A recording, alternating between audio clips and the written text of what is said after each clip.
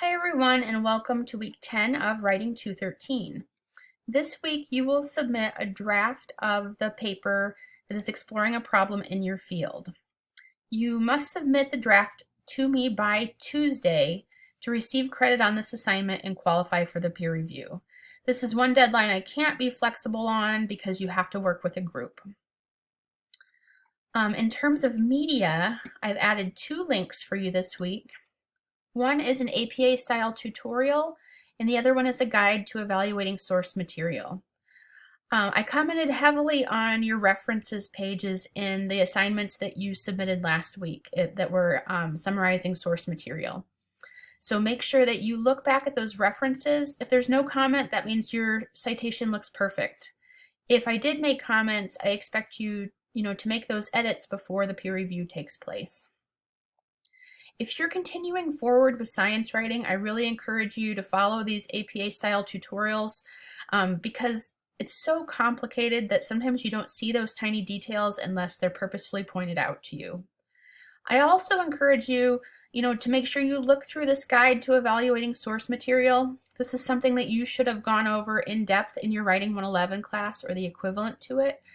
But you need to make sure that you're using credible sources of information. .coms are not credible sources of information. You should be doing most of your searching through the consortium library, not through Google. So make sure that you submit your paper draft by Tuesday if you want to participate in the peer review. And then the peer review activity will take place between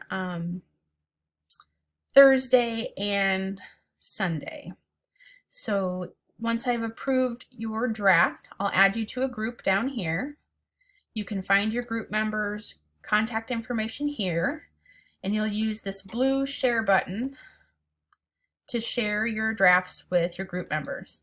When you do that, mine's a little complicated because it's in Google Classroom, but I want you to make sure you add privileges and that you give everyone editing or commenting privileges. If it's view only, your readers won't be able to comment in your draft.